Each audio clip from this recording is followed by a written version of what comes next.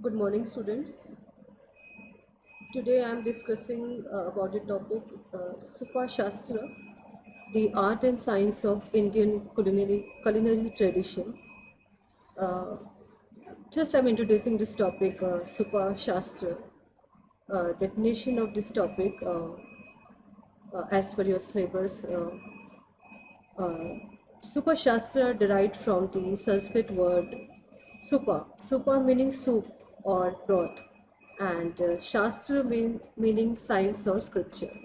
Refers to the ancient Indian art and science of cooking, encompassing a broad spectrum of culinary practices, dietary guidelines, and philosophies related to food, preparation, and consumption. This is a definition uh, that is given in your syllabus that defines the word Supashastra. And this is a word coming derived from Sanskrit word supa meaning soup or broth, and Shastra meaning a science or scripture. It refers to the ancient Indian art and science of cooking that contains of Supashastra. It consists of art and science of cooking, uh, encompassing a broad spectrum of culinary practices of India, dietary guidelines as specified in Supashastra, and the philosophies related to food preparation and consumption. So this is a definition of Supashastra, that is a Sanskrit word. This is a Sanskrit word, and it comes from two words, Supa and Shastra, have two different meanings and refers to the ancient Indian art and science of cooking, encompassing a broad spectrum of culinary practices, dietary guidelines, and philosophy related to food preparation and consumption. Historical context of Supashastra, that is rooted in Vedic tradition. Supashastra encompasses a wide range of culinary practices, recipes, dietary guidelines, and philosophies related to food preparation and consumption. This is a historical context we studied in detail later on about this concept of Supashastra, and this is a very history is long back history uh, in the Mughal period and in the Vedic period. It's rooted in Vedic traditions, Supashastra, and it includes a wide range of culinary practices in India, recipes of India, dietary guidelines, and philosophies related to food preparations and consumption. This is this text is the Supashastra text is about these elements. Number one is culinary practices. Number two is recipes. Number third is dietary guidelines. Number fourth is philosophies related to food preparation and consumption. So definition, as you all know, that is right from the Sanskrit word Supashastra. Supa means soup and Shastra means science and scripture. And it refers to the ancient Indian art and science of cooking, encompassing a broad spectrum of culinary practices, dietary guidelines, and philosophies related to food preparation and consumption. Next come to the Supashastra, the art and science of Indian culinary tradition. We come to historical context of Supashastra that comes Vedic period, comes between 1500 to 500 BCE. Culinary foundation started from this period of Vedic period, and the origin of Supashastra can be traced back to the Vedic period, where the foundations of Indian culinary traditions were laid. Vedic text, the Rig Veda, Atharvaveda, and Yajurveda contains references to food and dietary practices. That is a Vedic text. Rig Veda, Atharvaveda, Yajurveda contains food and dietary practices. So Rig Veda mentioned various grains, dairy products, and ritual offerings we are offered. Of we offer not generally during festivals, during fasting, during ceremonies in our family. So the ritual offerings we offer during that is a part of Rig Veda. and that mentions the various grains we have used in our for eating purposes, for consumption purposes. In our daily diet, we use various grains. That is a part of Rig Veda, and dairy products we are using milk products and ghee, paneer, and curd we are using on daily basis, and ritual offerings, that is also a part of Rig Veda. Then come to Atharveda, and it details the use of medicinal herbs and incorporation into food. Yajurveda provides insights into the preparation of sacrificial meals, that is Yajurveda. It provides an insights into the preparation of sacrificial meals, that is a part of that consists of in Yajurveda. So that is a about Vedic period, 1500 to 500 BCE, that consists of culinary foundations of Indian tradition during the Vedic period, where the foundations of Indian culinary traditions were laid, and this also includes the Vedic period also includes the text of Rig Veda, Atharveda, and Yajurveda, and about the food and dietary practices that followed in India during centuries, during ancient period and during Vedic period. So, what type of grains we are growing, what type of crops we are growing during that period, Vedic period, and daily products we are using in that period, and ritual offerings we offer during the festivals, during ceremonies, and all, and during pujas and all. So, so this is Rig Veda consists of grains and dairy products and ritual offerings.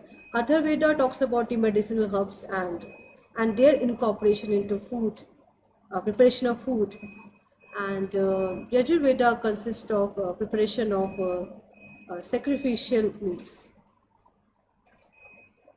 Then there's a Mughal influence, 1526 to 1857 CE. Mughal influence, that is circa 1526 to 1857 CE. Culinary syncretism, syncretism. The Mughal era introduced new ingredients and cooking techniques, blending Persian, Central Asian, and Indian culinary traditions. That is the Mughal era. We are talking about the Mughal era. The ingredients used during that era and cooking techniques used during that era, we are talking about that. Blending Persian, the blend of Persian and Central Asian and Indian culinary tradition, that is a part of Mughal era. Because we are talking about today, we are talking about these the historical background of Indian culinary traditions and dietary practices. The Mughal era introduced new ingredients and cooking techniques. That is a blend of Persian, Central Asian, and Indian culinary tradition.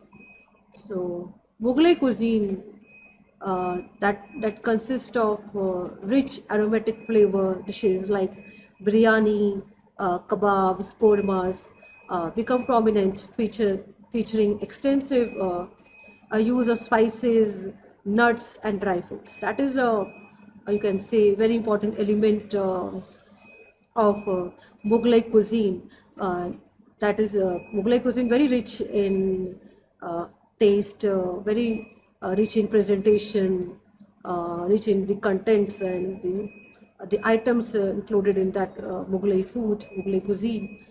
Very aromatic dishes in Mughlai cuisine, like biryani is there, kebabs are there, kormas are there. So it become prominent, featuring extensive use of spices and nuts and dry fruits.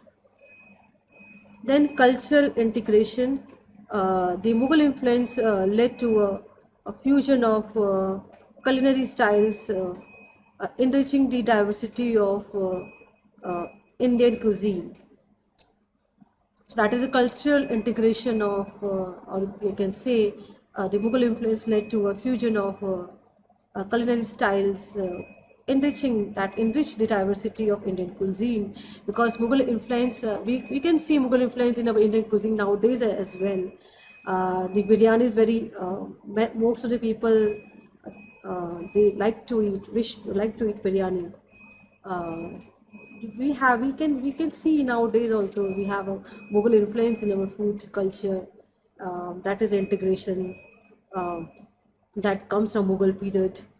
And we can see the influence of Mughal periods in our food, in our culinary styles, in our presentations, in our the spices we have used, the dry fruits we have used in our making our food. That comes from a Mughal period. That comes from Mughal era. So we can see nowadays, there's too much influence. There's too much. We can influence of Mughal period in our food style and food preparation. And so these dishes are very rich in taste, very aromatic. And uh, most of the people, they like the dishes, biryani and all.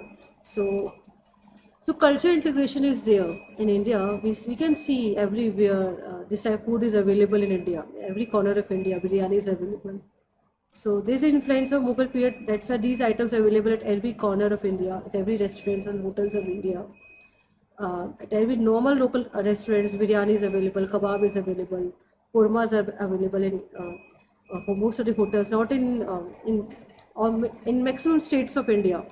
So Mughal influence is there, and that leads to we can see in our food culture, we can see the influence in our the items we have made, dishes we have made at our home. You can see it because we are influenced by their that period, that era. And that's why we make, sometimes we also make biryani at our home, kebabs at our home, for our guests, to not to, when we invite our guests, special guests, we are making biryanis and all, kebabs and all, for our special guests at home. So because we are influenced by that era, and that's why we also make these dishes at home as well, for just for our to give a warm welcome, special welcome to our special guest at home. And we using these elements, items, ingredients, you can say, in our making of dish, like spices, nuts, and dry fruits. Then come to the colonial period, that comes 1600 to 1947 CE. European influences there, the arrival of the Portuguese, British, French, and Dutch introduced new ingredients and culinary practices to India. New ingredients, potatoes, tomatoes, and chilies and other vegetables become staples in Indian cooking. So we are influenced by the European culture, that comes from Portugal, that comes from British, French, Dutch people. They are coming. So we are also influenced by their culture. So we also provide these type of dishes to our guests at hotel, restaurants, in every hook and corner of India, in every states of India, restaurants of India. Most of the restaurants, they have provide this. We can, if we are going to Goa and Pondicherry, we can see the Portugal culture in Goa, French culture in Pondicherry. We can see, if you visit these particular cities in the India, you can see the Portugal culture in Goa. Goa is influenced by Portuguese. So we can see the British culture in India. In Shimla, we can see British culture, uh, and Mall Road in Shimla. That is influenced because we are influenced by British culture. That's why they have made Mall Road. You can see Mall Road in Shimla. That is very much, Shimla is very much influenced by British culture. French culture we can see in Pondicherry, in Tamil Nadu. So we can see French culture, Dutch. Introduce new ingredients, and they have introduced new ingredients and culinary practices to India. Uh, and ingredients are potatoes, tomatoes, chilies, other vegetables become staples in that becomes very important element, or we can say very important part of Indian cooking. Without potato, very tomato, chilies, this the, this is an essential part of cooking. We add these elements in a cooking item. To make a dish, we add potato. To make a plow, we add make potato. To make a dish, we make potatoes. To make any vegetable sabzi, we use potato, tomato, and chilies. That is an essential part of cooking in Indian household. So they are the base staples of Indian cooking: potatoes, tomatoes, and chilies. Then fusion cuisine, a development of Anglo-Indian dishes and adaptation of European bakery items. That is a fusion cuisine. We have used in the home at our home. We are influenced by Anglo-Indian culture, so we used Anglo-Indian dishes and adaptation of European bakery items. Then tea culture that comes from British popularized tea drinking in India, leading to the integration of chai, spice tea into Indian daily life. So we are influenced by that period, colonial period, British period, time period, and the tea comes from that period. So normally we offer tea and coffee at home. That comes because we are influenced by that culture, British culture. That's why we are offering tea and coffee to our guests who are coming to our home. Normally, in every Indian household, tea is normal. Tea. We are offering tea to every guest come to our home. Just normally we offer tea. Tea that we are influenced by that culture. We are influenced by British culture. So British popularized tea drinking in India. That comes from British time period, colonial time period, leading to the integration of tea in our daily life. So where life is incomplete in Indian household life is incomplete without tea. Our morning starts with tea, our evenings ends with tea. So tea is essential element of our daily life that comes from British period, that comes from colonial period. Then come to the post-independence period, 1947 to present, revival and innovation. Post-independence India saw revival of traditional culinary practices alongside innovations and adaptation to contemporary taste, regional cuisines, greater emphasis on regional diversity, and the preservation of traditional recipes. Health and nutrition, increased focus on health and nutrition and dietary balance, influenced by both Ayurvedic principles and modern science. Global influences there, Indian cuisine gained international recognition, leading to the global popularity of dishes like curry, naan, and samosa. So we are very much influenced by the post-independence period, that is 1947, that is to current present is. So we are trying to revive ourselves, try to innovate ourselves after post independence. We can saw revival of traditional culinary practices after this period. So many chefs they are engaged, so many research scholars they are engaged in innovations and research in the area of culinary art, culinary practices. Uh, so we are continuously engaged in research and innovations in that Indian traditional culinary practices, and we try to reform, we try to improve our taste, and we try to incorporate the traditional practices into our modern cooking methods. Regional cuisines are there that has a greater emphasis on regional diversity and preservation of traditional recipes. Health nutrition, increased focus on health, nutrition and dietary balance, influenced by both Ayurvedic principles and modern science. Global influences there. Indian cuisine gained international recognition, leading to the global popularity of dishes. We can see the curry is very famous in India, naan and samosa. Indian uh, household, they all like these items, food items. Very much famous. These items are very much famous in India. Samosa, naan, and curry, very much famous in India. So global influences there. So then come to the historical significance of Supashastra, ancient text, that is ancient text reference to Supashastra can be found we can found this word Supashastra in ancient texts as well.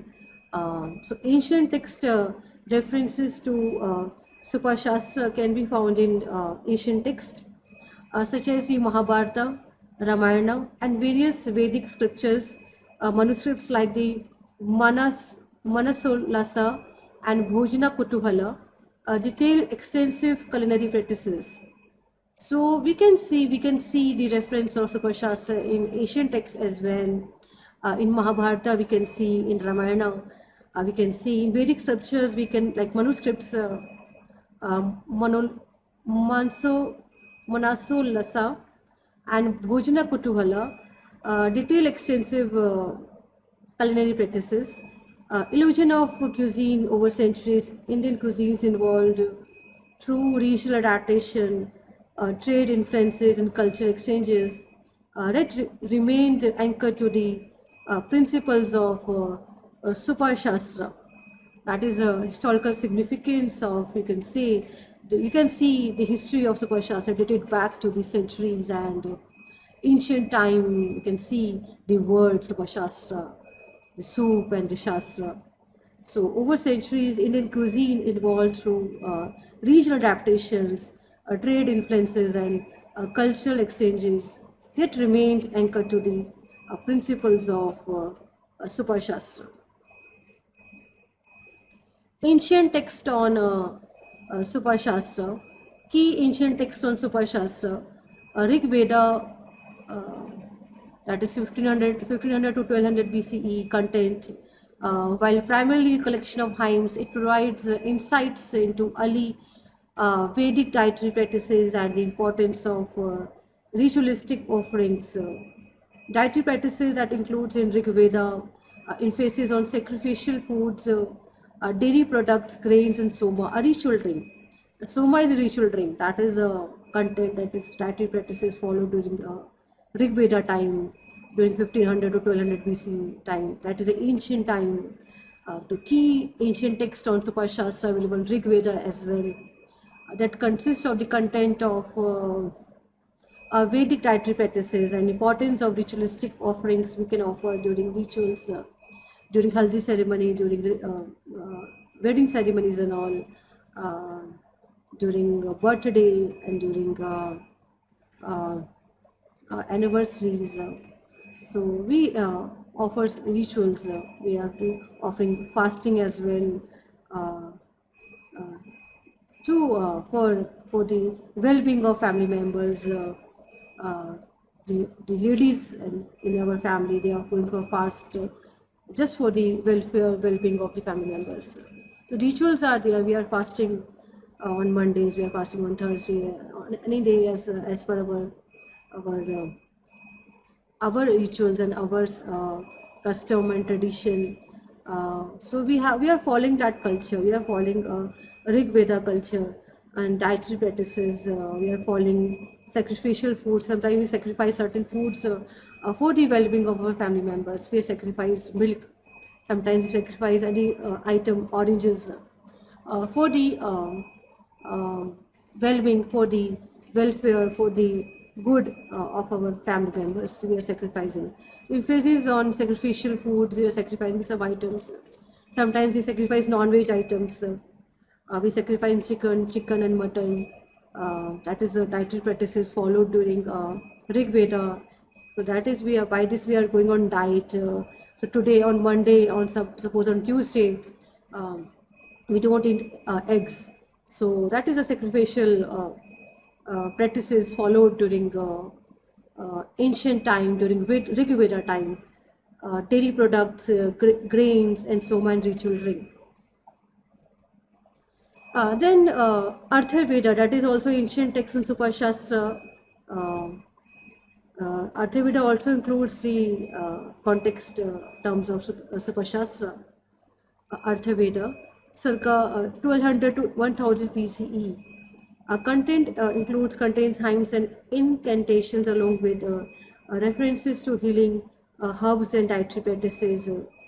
Dietary practices use of medicinal plants and herbs in food preparation for health benefits. That is the dietary practices followed during Artha Veda time. and they are using medicinal plants and herbs in the preparation of the food to get certain health benefits by consumption of these food items in our daily diet. That is a part of Artha Veda. Artha Veda also included text on Supashastra, and that is reference to healing herbs and diet practices. Sometimes we feel pain on our back, pain is there, toe pain is there, leg pain is there. So for any pain in our body, so we can use certain herbs in consumption of certain herbs and dietary practices just to cure from these ailments, health ailments. So, and to prevent our body from these health ailments, we are following these dietary practices um, and food herbs, plants and herbs during Arthaveda period, that is 1200 to 1000 BCE. We are using medicinal plants and we are using herbs in food preparation for health benefits. Then come to Manusmriti. Manusmriti also consists of the text on Supashastra, 200 BC to 200 CE, a comprehensive legal text outlining social and ethical and dietary guidelines. And the dietary practices, classification of food are based on purity, emphasis on vegetarianism, and the importance of cleanliness in food preparation. That is the dietary practices we have followed during uh, Manusmriti time period, that is 200 BC to 200 CE. Content includes legal text outlining social, ethical, and dietary guidelines, and the dietary practices, classification of food based on purity, emphasis on vegetarianism, and importance of cleanliness in food preparation. That is the context of Manusmriti in respect of Supashastra. Then Mahabharata. Mahabharata also include the context of Supashastra, 400 BC to 400 C. Content is epic narrative with detailed descriptions of royal feast, dietary habits, and kitchen practices followed during Mahabharata period. Dietary practices include varied diet, including grains, dairy products, vegetables, meats, and the importance of hospitality in elaborate meals during that time period, that is Mahabharata time period, that uh, uh, prescribe the details of the dietary practices used in that period. They are using grains, dairy products, they are using vegetables and meats, and importance of hospitality in elaborate meals during that time period, that is the Mahabharata time period, 400 BC to 400 C. And the context of Supashastra is also available in that particular text of Mahabharata. Then Ramayana 500 BC to 100 BC, and the content is epic story with references to dietary customs and food as a symbol of hospitality and culture. Dietary practices, simple, sattvic, pure diet, importance of fruits, roots, and dairy products. So, content is epic story with references to dietary customs and food as a symbol of hospitality and culture. Dietary practices, simple, sattvic, pure food is a part of Ramayana time. So, we are eating simple, sattvic food during that time period. Importance of fruits is there, roots are there, and dairy products are there. Then Charka Samhita content is foundational Ayurvedic text focusing on medicine and health with sections on dietetics and nutrition. And this is the time period is 100 BC to 200 CE. Dietary practices followed during that period of Chakra Samhita, detailed dietary guidelines based on dosha balance and therapeutic use of foods and meal timings. Then Shishruta Samhita, Asian text on Supashastra, 600 BC. Content is Ayurvedic text with extensive information on surgery and healing, including dietary recommendations, dietary practices, emphasis on balanced diet, use of medicinal herbs, and role of food in recovery and health. So these are the dietary practices followed emphasis on balanced diet, use of medicinal herbs, and role of food in recovery and health. Then Bhojana Kutuhala, this we already discussed in the last lecture, in the last session, in the previous class about Bhojana Kutuhala. That is dated back to 12th century CE. That also consists the text on Supashastra. Content is medieval text specifically dedicated to culinary practices, recipes, and the science of food preparation. Dietary practices detail recipe classification of foods and the importance of taste, texture, and aroma. That is, the dietary practices followed during Supashastra. During that Bhojana Kutuvala period, consists of the text on Supashastra. Means this book consists a text on Supashastra, and that is considered medieval period and detailed recipes and classification of foods and the importance of taste and texture and aroma. Then Manasollasa, circa 12th century CE, content is an encyclopedic text covering various arts and sciences, including a significant section on cooking and food, dietary practices, royal culinary practices, recipes for various dishes, and guidelines for festive meals. That is a part of Manasollasa, that is dated back to 12th century. Content is encyclopedic content, and that includes art and science section on cooking and food, and dietary practices is they are concerned more about the royal culinary practices and recipes for various dishes and guidelines for festive meals. That is a part of Manasollasa, 12th century CE. Then come to the key concepts in Asian text, that is sattvic, rajasic and tamasic food, classification based on the impact on mind and body. Shadrasa, six taste, importance of including sweet and sour, salty, bitter, pungent, and astringent taste in a balanced diet. That is a concept included in ancient text about the sattvic, about the rajasic and tamasic food, and the classification based on the impact on mind and body. Shadrasa, six taste, importance of including sweet, sour, salty, bitter, pungent, astringent taste in a balanced diet. Ayurvedic principles, food as medicines, importance of digestion, and agnisya, that is the word agni they have used in ancient text to represent these digestion elements in the body. Agni is creating when body is going for digestion, doing digestion function. Agni is created in the body. That's they are describing with the word Agni. So it creates after we eating, the Agni is created in our body. The fire is created in our body. So if we are drinking water after eating, it means we are trying to. Uh, uh, this is not good for health if you are eating water after eating, because we try to dissolve that fire that creates in your body after eating food items. So food is a part of medicine, and digestion is very important element of body, function of a body, digestion. Body includes in the function of digestion. That is Agni, say in Ayurvedic terms, we are using Agni word term in Ayurveda, and dietary guidelines are based on individual constitution of dosha.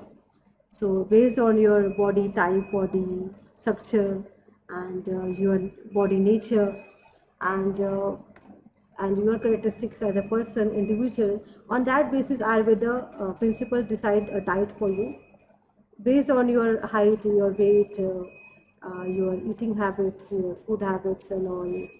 And as a person, your nature that decides your dietary guidelines. That decides your diet on the basis of Ayurvedic principles. So food is a medicine for you. Food consists of vitamins, minerals, potassium, phosphorus. It is a part of food. So food contains all the vitamins and minerals that is required for a body for a normal function, and the digestion is also a function of a body. When a body is not normally functioning, means that there is a problem in your digestive system. So in Ayurveda, there's so many dietary principles, guidelines for the digestion.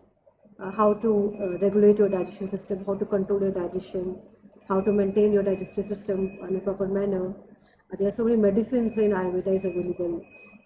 that controls, regulates your digestion system, digestive system. That creates digestion creates fire in your stomach, fire in your body. Um, so that's why food is a medicine for your body. So how you take that medicine, that is up to you. That is up to you. Yes. And for this, your knowledge is required. How much food is required? How much quantity of food to be eaten by a person, individual, by a woman? That is very important. If you take too much of medicine, too much of food, that is it means it creates a problem in your body. Uh, and you start feeling discomfort, and it creates discomfort feeling in your body if you are taking too much of food in your body. So food is a medicine. Take in a little amount in every 3 hours, in every 4 hours. Not too much, but little amount of food is required in your body. That gives you energy. Slowly gives you energy. Otherwise, if you take all the food at one point of time, it creates a problem in your body. So, as per Ayurvedic principles, digestion is a very important aspect of Ayurveda that controls your whole body. If your digestion is good, then it means your body functions in a normal way. If your digestion is not good, it means your body is not functioning in a normal way. Digestion means is a very important element, an important part of your body system. Then concepts in Asian text, culture, heritage. These texts provide a window into the rich culinary heritage of ancient India, emphasizing the holistic approach to food. Modern relevance, the principles outlined in these Asian texts continue to influence contemporary dietary practices and culinary traditions. So, culture, heritage, these texts provide a window into the rich culinary heritage of ancient India, emphasizing the holistic approach to food. Modern relevance, the principles outlined in these ancient texts continue to influence contemporary dietary practices and culinary traditions. Then evolution of Indian cuisine in the context of Supashastra. Ancient era is here, that is Vedic period we already discussed. That is the evolution period of Indian cuisines in the context of Supashastra. The foundation of Supashastra was laid during the Vedic period with dietary practices influenced by rituals and Ayurvedic principles. Key features: simple, natural ingredients, vegetarianism, emphasis use of dairy products, grains, fruits, and vegetables. Text in references Rig Veda, Yajurveda, and Atharveda. That is a Vedic period. Then classical period, that is Mahabharata and Ramayana era. Detailed description of feast and food practices. Key features: elaborate meals, use of spices, condiments, introduction of cooking techniques like boiling, roasting. Then culinary diversity, regional variations start to appear. That is the classical period, Ramayana and Mahabharata era, that included detailed descriptions of feast and food practices, elaborate meals, spices, condiments, cooking techniques, boiling, roasting, frying, steaming.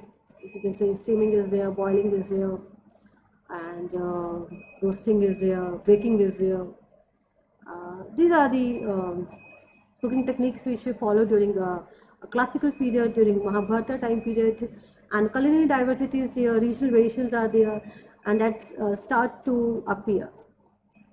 Then medieval period is there, Sultanate and Mughal influence, introduction of Persian, Central Asian, and Middle Eastern culinary practices. Key features are there: rich and aromatic dishes, use of nuts, dry fruits, and exotic spices, development of Mughal cuisine. Then notable dishes are biryani, kebab, and rich gravies are there. That is the notable dishes during that medieval period. That is very much influenced by the Mughal influence, and biryanis are there, kebabs are there, and it includes which rich gravies in there, which in there, kormas and all. So that includes very exotic spices they have used, nuts they have used, dry fruits they have used, and with rich and aromatic flavor. That is an element of Mughlai cuisine, Sultanate and Mughal influence. And colonial period, European influences there, introduction of new ingredients and cooking techniques by the Portuguese, by the British, by the French and Dutch. Key features are there: fusion of Indian and European cuisines, introduction of ingredients like potatoes, tomatoes, and chilies, cuisine adaptation, Anglo-Indian dishes, bakery items, tea culture.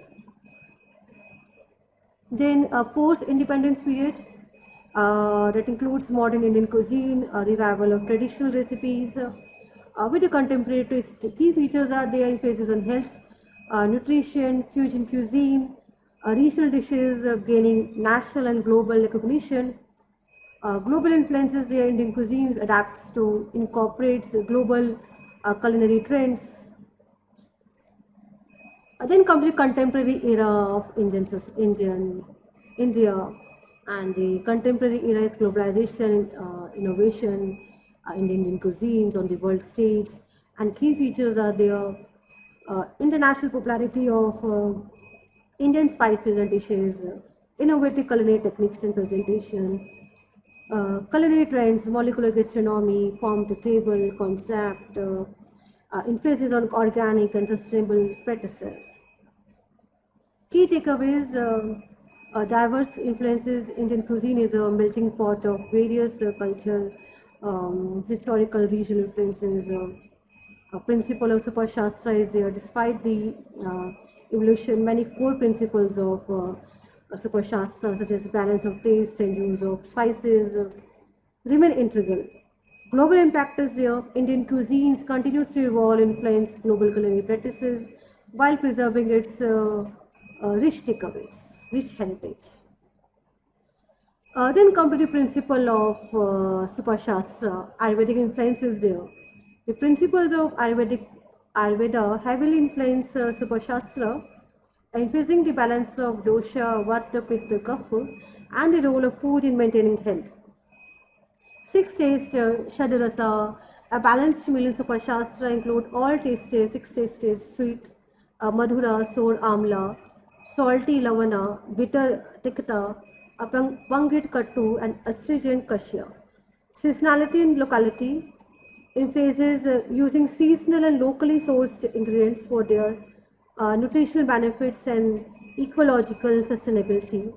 These are the principles of Supashastra mentioned in ancient text. Talks about the term Supashastra, Ayurvedic influences there. Six states are there, that is Shadarasa, we could say Shadarasa.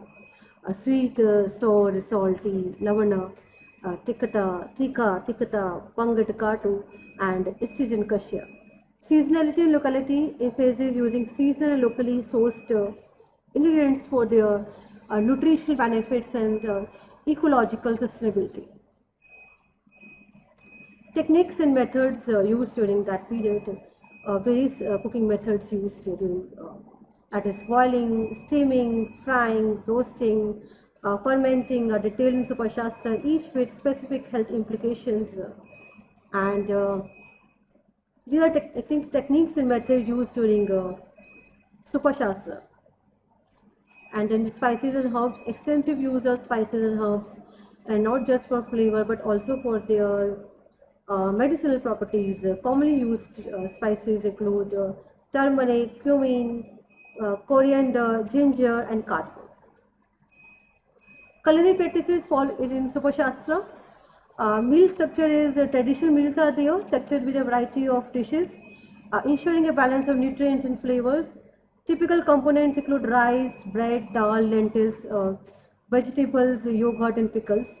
And festivals and rituals, special recipes and cooking methods are suited with festivals and rituals, each having symbolic and cultural significance. That is, the culinary practices mentioned in the Supashastra that follow during festivals and rituals, special recipes made during festivals and rituals.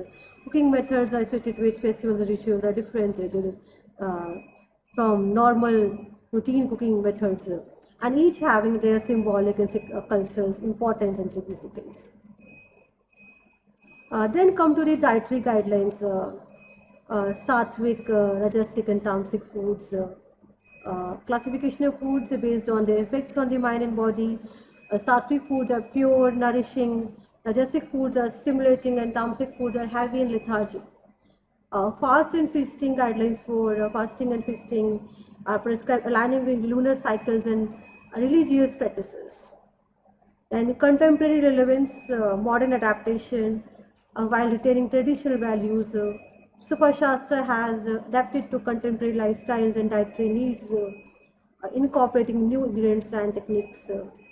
Global influences there, Indian cuisines rooted in Supashastra has gained global popularity, influencing culinary practices worldwide. That is the contemporary relevance of Supashastra and its modern adaptation of Supashastra in our contemporary lifestyle and our dietary needs, and incorporating new ingredients and techniques in day-to-day life.